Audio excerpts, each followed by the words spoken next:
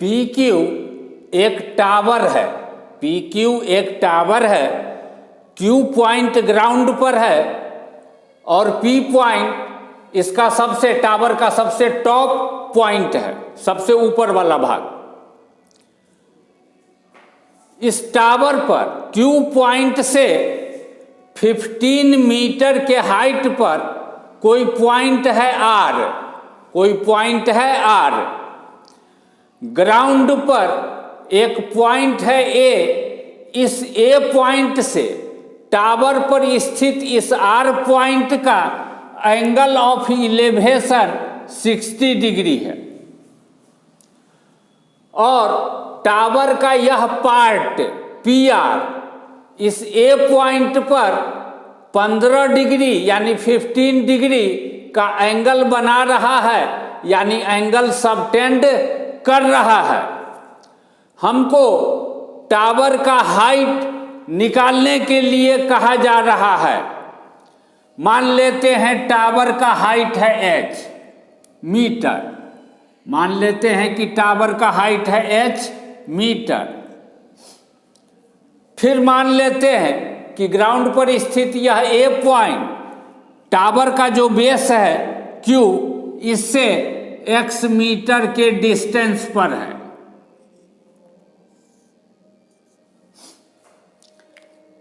जब कभी भी यह कहा जाए कि एक टावर जमीन पर खड़ा है, एक पोल जमीन पर है या एक बिल्डिंग जमीन पर है, तो हम यह मान करके चलते हैं कि वह जमीन के साथ 90 डिग्री का एंगल बना रहा है। यह बात अंडरस्टूड रहता है। इसीलिए क्वेश्चन में नहीं भी लिखे कि यह 90 डिग्री तो भी हम मान के चलते हैं कि यह एंगल होगा 90 डिग्री।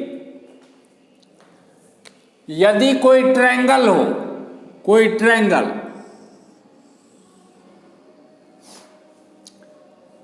जिसमें एक एंगल हो 90 डिग्री यानी राइट एंगल ट्रायंगल हो, समकोण त्रिभुज हो, और इसका कोई एक एंगल हो यदि थीटा, तो इस एंगल के सामने वाला साइड कहलाता है परपेंडिकुलर। इसको प्रायः हम P से डिनोट करते हैं। 90 के सामने वाला साइड कहलाता है हाइपोटेनस, इसको हम H से डिनोट करते हैं। और बचा हुआ साइड बेस कहलाता है, जिसको हम B से डिनोट करते हैं। tan थीटा किसको कहते हैं? tan theta P by B, perpendicular by base, P by B.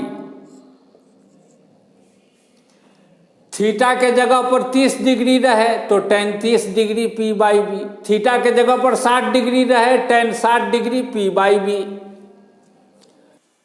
यहाँ इस ट्रायंगल पर ध्यान दो, आर क्यू ए ट्रायंगल पर, आर क्यू ए ट्रायंगल पर।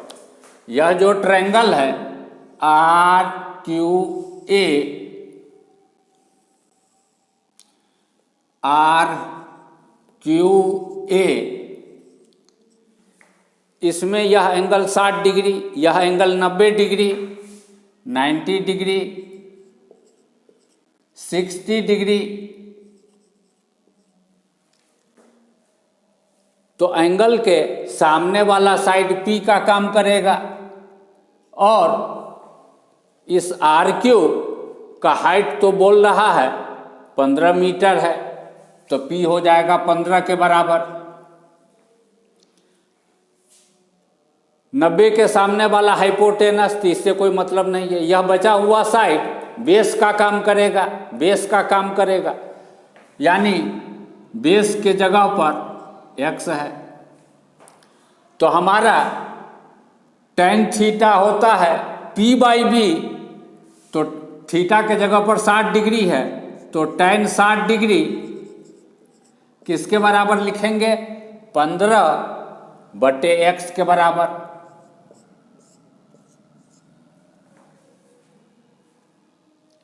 इस ट्रायंगल में, in triangle R Q A, tan 60 degree is equal to 15/x। अब यह बात याद रखना होता है कि tan 60 डिग्री का वैल्यू क्या होता है, यह बात याद रखना पड़ेगा। एक टेबल रहता है, tan 30 का वैल्यू कितना, tan 0 का वैल्यू कितना, tan 45 का वैल्यू कितना, tan 60 का वैल्यू कितना, सब वैल्यू को याद करना पड़ता है। तो इसको तो तुमको याद करना पड़ेगा कि इसका वैल्यू होता है √3, tan 60 डिग्री का वैल्यू होता है √3। तो हम क्या लिखेंगे, √3 is equal to 15/x।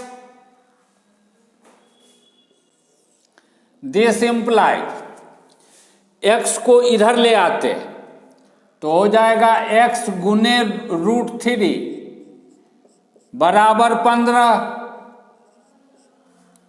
This implies x is equal to √3 को दाहिने तरफ ले जाते हैं, 15/√3। दिस इम्प्लाइज x बराबर 15 को ऐसे लिख सकते हैं 5 टाइम्स 3, 5 गुने 3/√3।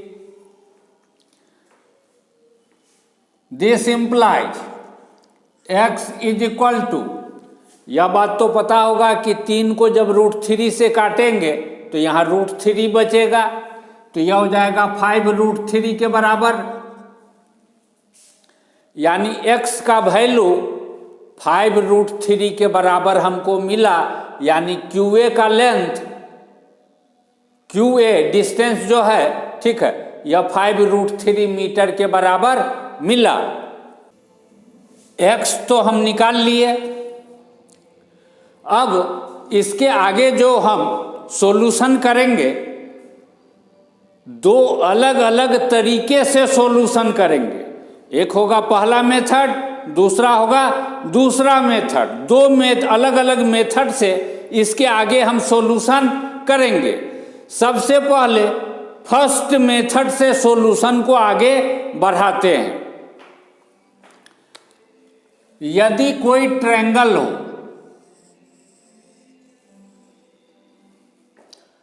तो इसमें तीनों, मान लो यह एंगल अल्फा, या एंगल बीटा, या एंगल गामा, किसी भी ट्रायंगल के तीनों एंगल का सम 180 डिग्री 180 डिग्री होता है। Alpha plus beta plus gamma का वैल्यू 180 डिग्री होगा। तब तो इसका अर्थ है कि कोई ट्रायंगल रहे, यह रहे 60 डिग्री, यह रहे 90 डिग्री, तो यह कितना हो जाएगा, 90 और 60 150, यह हो जाएगा 30 डिग्री। यदि कोई ट्रायंगल हो, इसमें यह हो 90 डिग्री, यह हो 75 डिग्री, तो यह कितना हो जाएगा, तीनों का जोड़ 180 होना चाहिए। मान लेते हैं यह एंगल थीटा, तो 90 डिग्री जोड़ 75 डिग्री जोड़ थीटा 180 डिग्री होना चाहिए। दोनों को जोड़ देते हैं, 5 और 9 7 16, 165 डिग्री जोड़ थीटा 180 degree. This implies theta is equal to 180 degree minus 165 degree. 180 में से 165 घटाएंगे तो कितना मिलेगा, 15 डिग्री। तो यह एंगल कैसे निकला, 180 में से इस दोनों एंगल को जोड़ दिए और जोड़ करके 180 में से घटा दिए, तो हमको मिल गया 15 डिग्री। तब तो इस ट्रायंगल में, in triangle RQA, triangle RQA,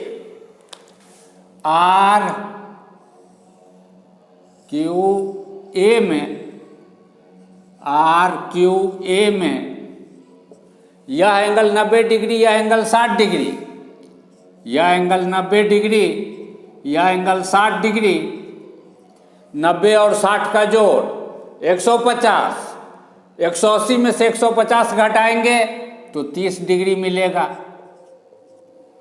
तो यह एंगल 30 डिग्री हो जाएगा। इसका अर्थ है यह एंगल हो जाएगा 30 डिग्री। कोई ट्रायंगल हो यानी त्रिभुज हो, इसके एक साइड को यानी एक भुजा को अगर हम आगे बढ़ाएं तो यह बाहर में बनने वाला जो कोण है, एंगल है, यह इस एंगल और इस एंगल के जोड़ के बराबर होगा। मान लो यह एंगल है अल्फा, यह एंगल है बीटा और यह एंगल है थीटा, तो थीटा हो जाएगा अल्फा जोड़ बीटा के बराबर, थीटा हो जाएगा अल्फा जोड़ बीटा के बराबर। ऐसा इसीलिए होता है कि एक स्ट्रेट लाइन पर के किसी पॉइंट पर 180 डिग्री का एंगल बनता है। एक स्ट्रेट लाइन सीधा हो और इस एंगल को मेजर किया जाए तो यह एंगल 180 डिग्री होता है। इसीलिए जब कभी भी हम इस पर एक परपेंडिकुलर खींचते हैं तो यह 90 अगर होता है 90 डिग्री तो यह भी 90 हो जाता है, तब न दोनों का जोड़ 180 डिग्री पूरा होगा, यह भी 90 हो जाता है। यदि कोई स्ट्रेट लाइन रहे और ऐसे आकर के कोई ट्रांसवर्सल यानी तिर्यक छेदी रेखा इसको कहीं काटे, यह एंगल हो अल्फा और यह एंगल हो बीटा, तो दोनों का जोड़ अल्फा जोड़ बीटा 180 डिग्री हम लिखते हैं। वैसा ऐसा इसीलिए करते हैं कि दोनों का जोड़ एक स्ट्रेट लाइन पर के एंगल के बराबर कंप्लीट हो रहा है तो 180 डिग्री होगा। यदि इस एंगल को हम गामा मान लें, गामा,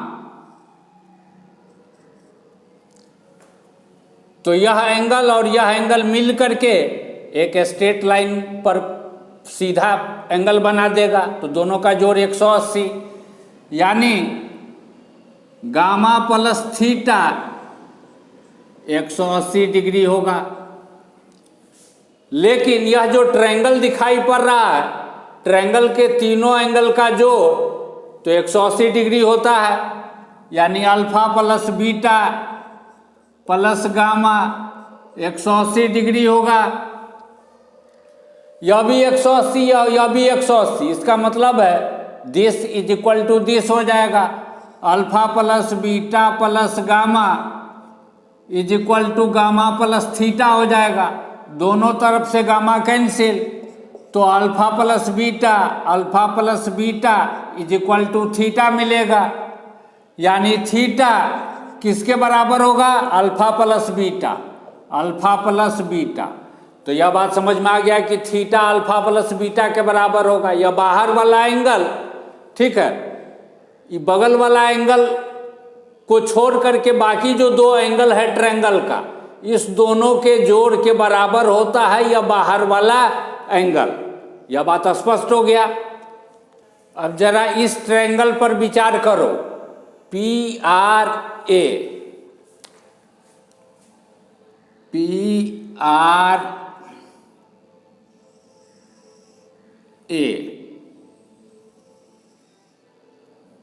इस ट्रायंगल पर PRA,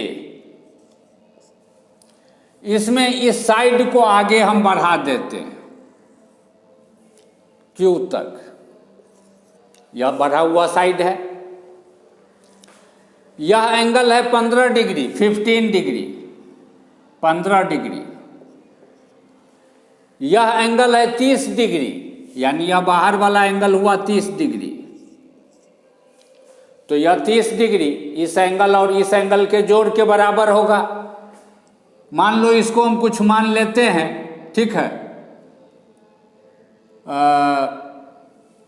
कुछ भी थीटा, तो 30 डिग्री बराबर थीटा जोड़ 15 डिग्री, 30 डिग्री बराबर थीटा जोड़ 15 डिग्री। 15 डिग्री को लेफ्ट साइड ले आएंगे 30 डिग्री में से घट के 15 डिग्री हो जाएगा। इसका अर्थ है यह एंगल मिलेगा 15 डिग्री के बराबर। यह एंगल हो जाएगा 15 डिग्री। यदि कोई ट्रायंगल हो यानी त्रिभुज हो,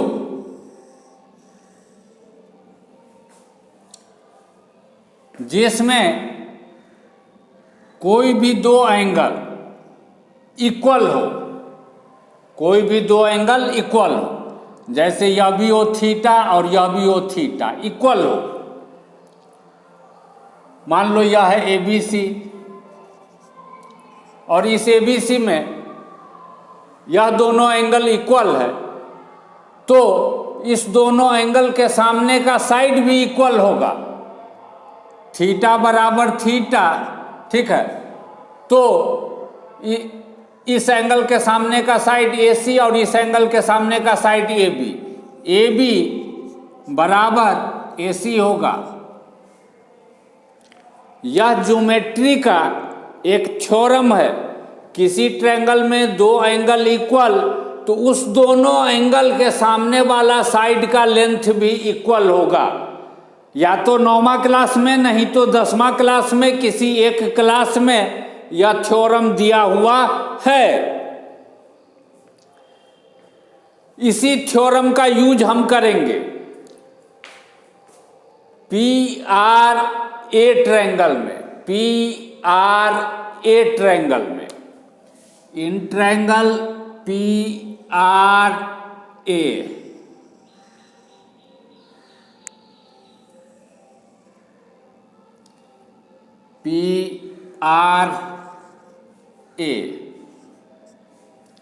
यह एंगल है 15 डिग्री, यह एंगल भी है 15 डिग्री। तो दोनों एंगल इक्वल, तो इस दोनों एंगल के सामने वाला साइड, इसके सामने का साइड यह RA और इसके सामने का साइड यह PR, दोनों इक्वल होगा। यानी PR is equal to RA के बराबर होगा। यह PR इस RA के बराबर होगा। इस थ्योरम के आधार पर निष्कर्ष निकलेगा। तो इस बात को हम यहां नोट कर लेते हैं। PR is equal to RA। यदि कोई ट्रायंगल हो जो राइट एंगल ट्रायंगल हो, यानी एक एंगल 90 डिग्री, तो 90 के सामने वाला साइड को तो हम हाइपोटेनस कहते हैं। अब इस दोनों में से कोई भी एक एंगल ले, यह एंगल लेंगे तो परपेंडिकुलर यह बेस यह हो जाएगा, यह एंगल लेंगे परपेंडिकुलर यह बेस यह हो जाएगा। किसी भी एक ठो को मान लो परपेंडिकुलर हम मानते हैं, दूसरे को बेस मानते हैं। तो राइट एंगल ट्रायंगल में परपेंडिकुलर का स्क्वायर प्लस बेस का square is equal to hypotenuse का स्क्वायर, यानी H स्क्वायर किसके बराबर होता है? P square plus B square के बराबर। अगर यह हो ABC, तो इसका अर्थ होगा कि AC स्क्वायर, H क्या है? AC square, AC। P का मतलब क्या है? AB स्क्वायर प्लस B क्या है? BC square. तब इस ट्रायंगल में, in triangle RQA, in triangle RQA, इस ट्रायंगल में RQA, यह एंगल है 90 डिग्री। तो इसके सामने का साइड हाइपोटेनस का काम करेगा। तो यह RA स्क्वायर किसके बराबर हो जाएगा? RA स्क्वायर हाइपोटेनस का square RQ square R Q square plus Q A square. लेकिन आर क्यू तो 15 मीटर के बराबर है, तो यह हो जाएगा 15 का स्क्वायर प्लस क्यू ए यह x है और x का वैल्यू निकला हुआ है 5√3, तो 5√3 का स्क्वायर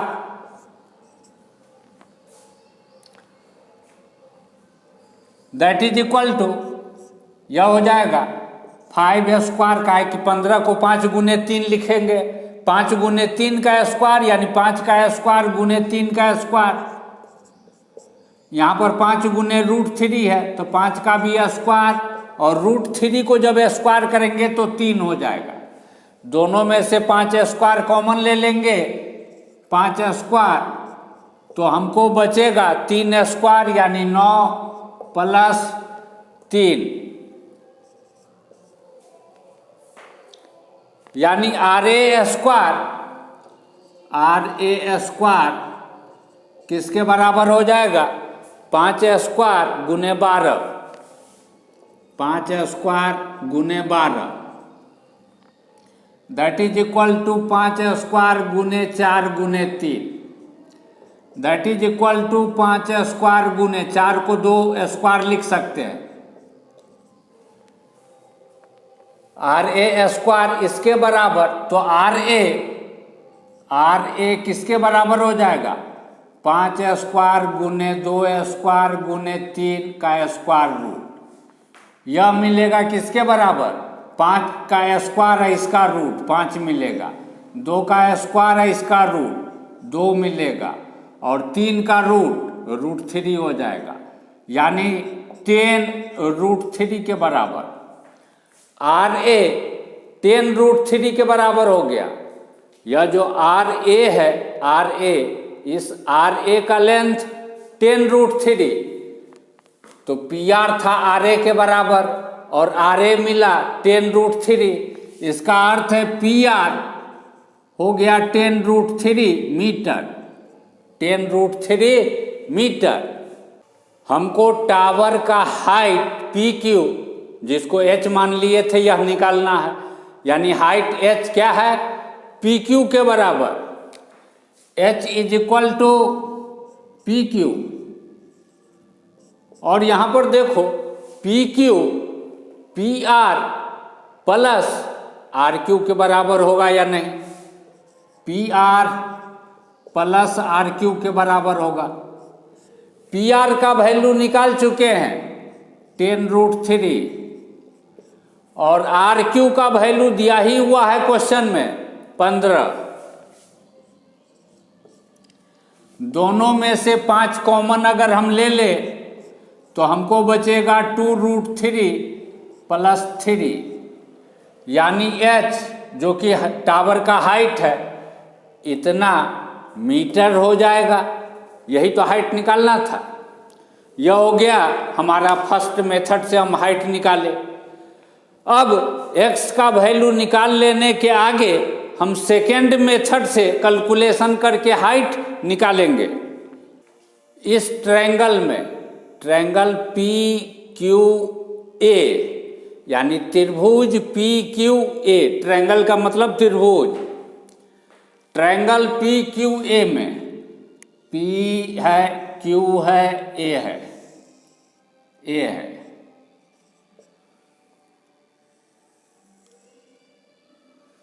P Q A, यह एंगल तो 90 डिग्री है।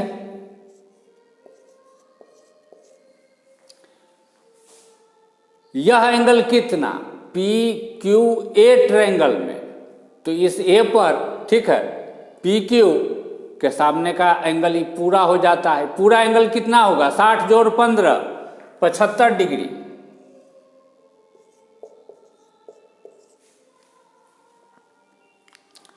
इस 75 डिग्री वाले एंगल के सामने का साइड h है, इसी को तो हाइट हम माने हुए हैं, यह h है। 90 का के सामने का साइड इसको हाइट को h से मान लिए हैं, जबकि हाइपोटेनस। अच्छा देखो, इसके सामने यह h है, लेकिन वास्तव में यह P का काम कर रहा है, परपेंडिकुलर का। ठीक है, यह पर एंगल यदि यह 75 तो इसके सामने वाला P का काम कर रहा है। 90 के सामने वाला तो हाइपोटेनस हो जाएगा। यह बचा हुआ जो साइड है यह B का काम कर रहा है। ठीक है, बेस का, और बेस है x के बराबर यानी 5√3 के बराबर। तो tan 75 degree P by B, tan 75 degree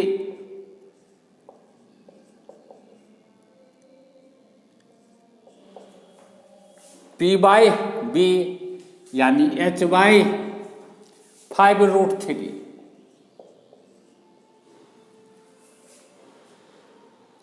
इस बात को हम ऐसे भी लिख सकते हैं, पहले इसी को लिख दे, tan 75 को बाद में लिख दे, कोई दिक्कत नहीं है। यानी h बटे 5√3 is equal to tan 75 degree.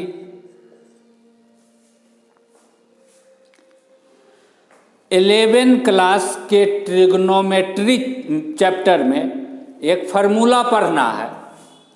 वह फार्मूला है tan a प्लस बी, यानी tan और दो एंगल का जोड़ रहे, tan दो एंगल का जोड़ रहे, तो यह होता है tan a plus tan b by 1 minus tan a गुने tan b, इसके बराबर। यह है हमारा फार्मूला जो 11 क्लास के ट्रिग्नोमेट्री में पढ़ना है। इस फार्मूले का यूज हम यहाँ करेंगे। हम कर क्या रहे हैं, h बटे 5√3, h बटे 5√3 इज इक्वल टू tan 75 को पहले ऐसे लिख देते हैं a प्लस बी के फॉर्म में, tan 45 डिग्री प्लस 30 डिग्री, ऐसे लिख दिए। तो यह आ गया दो एंगल के सम के बराबर। और अब इस फार्मूले का यूज करके इसको हम आगे लिखेंगे। ठीक है, दिस इम्प्लाइज h बाई 5√3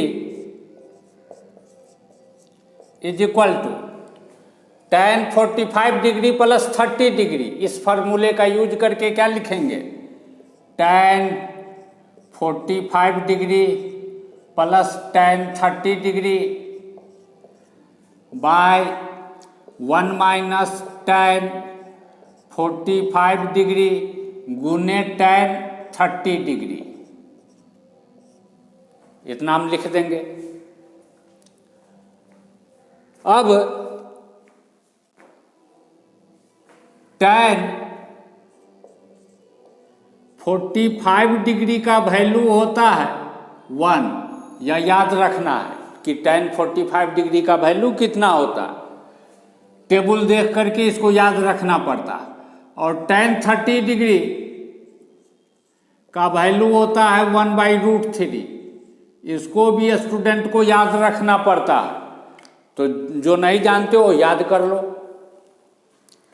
अब जहाँ पर tan 45 लिखा हुआ है वहाँ पर 1 लिखेंगे, जहाँ पर tan 30 डिग्री लिखा हुआ है वहाँ पर 1/√3 इसका वैल्यू लिख देंगे। तो हमको मिलेगा h by 5√3 is equal to 1 plus इसके जगह पर 1/√3 बाय 1 माइनस 1 गुने 1/√3। This implies h by 5√3 is equal to, इसको हम इतना लिख सकते हैं √3 प्लस 1 बाय √3 माइनस 1। किसी नंबर को यदि 1 से गुना कर दिया जाए, जैसे 5 है इसको 1 से गुना कर देंगे तो 5 ही रहेगा, वैल्यू बदल नहीं जाएगा। 10 को यदि 1 से गुना कर दे तो यह 10 ही रहेगा, कोई परिवर्तन नहीं होगा। तब तो h 5√3 is equal to √3 + 1 by √3 - 1, यहाँ लिखा हुआ है, इसको लिख दिए। और इसको अगर हम 1 से गुना कर दे तो वैल्यू चेंज नहीं होगा, वैल्यू इतना ही रहेगा। अब देखो ध्यान से, √3 + 1 बटे √3 + 1, इसका वैल्यू कितना है? ऊपर में भी वही चीज, नीचे में भी वही चीज, ऊपर नीचे से यह कट जाएगा, ऊपर और नीचे से हो जाएगा 1 के बराबर, यानी √3 + 1 बटे √3 + 1, इसका वैल्यू 1 के बराबर। तो इस 1 के जगह पर इतना लिख दे तो कोई फर्क नहीं पड़ेगा। h बटे 5√3 इज इक्वल टू √3 + 1 बटे √3 - 1 गुने इस 1 के जगह पर इतना लिख देते हैं, √3 + 1 बटे √3 + 1। दिस इम्प्लाइज h बटे 5√3 इज इक्वल टू, यह बीच में गुना है, इसका मतलब है ऊपर वाले को ऊपर वाले से गुना, नीचे वाले को नीचे वाले से गुना, √3 + 1 गुने √3 + 1 पूरे का बट्टा √3 - 1 गुने √3 + 1। दिस इम्प्लाइज h बटे 5√3 बराबर h बटे 5√3 इज इक्वल टू, गुना करना शुरू करते हैं। √3 को √3 से गुना करेंगे 3, √3 को 1 से गुना करेंगे तो √3, 1 को √3 से गुना करेंगे √3, और 1 को 1 से गुना करेंगे तो 1 बट्टे √3 को √3 से गुना करेंगे 3, √3 को 1 से गुना करेंगे √3, इस -1 को √3 से गुना करेंगे -√3, और इस -1 को जब 1 से गुना करेंगे तो -1।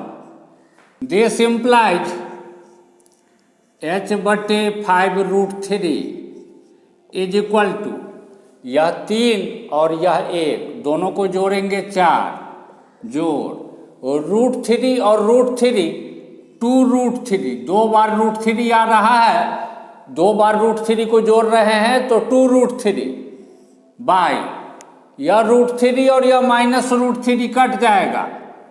इस 3 में से 1 को घटाएंगे तो 2 बचेगा। दिस इम्प्लाइज h बटे 5√3 इज इक्वल टू, इस दोनों में से 2 कॉमन ले लेते हैं तो बचेगा 2 + √3 बाय 2, या नीचे का 2 या ऊपर का 2 कैंसिल हो जाएगा। दिस इम्प्लाई h बाई 5√3, यहाँ पर कितना बचा हुआ है? 2 + √3, इतना बचा हुआ है। अब यहाँ पर 5√3 जो बट्टा के नीचे है, इसको इज इक्वल टू के दाहिने तरफ ले जाएंगे तो यह ऊपर चला जाएगा। This implies h is equal to 5√3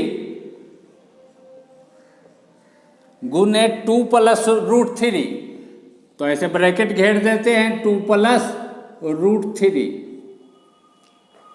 इसका अर्थ है यहाँ पर बीच में गुना है। This implies h is equal to, 5 को बाहर रहने देते हैं और इस √3 को अंदर ले जाके गुना करते हैं, तो जब अंदर ले जा करके गुना करेंगे तो √3 का 2 से भी गुना होगा और √3 से भी गुना होगा, तो 2 गुने √3 जो √3 गुने √3। अब देखो √3 गुने √3 3 होता है, और 2 गुने √3 को बीच में बिना गुना लिखे भी लिख देंगे तो भी अर्थ वही होगा कि बीच में गुना लिखा हुआ है। तो इसको हम ऐसे लिख सकते हैं 5 टाइम्स 2√3 प्लस √3 गुने √3 3 h मिल गया, यानी टावर का हाइट मिल गया, इतना मीटर हो गया।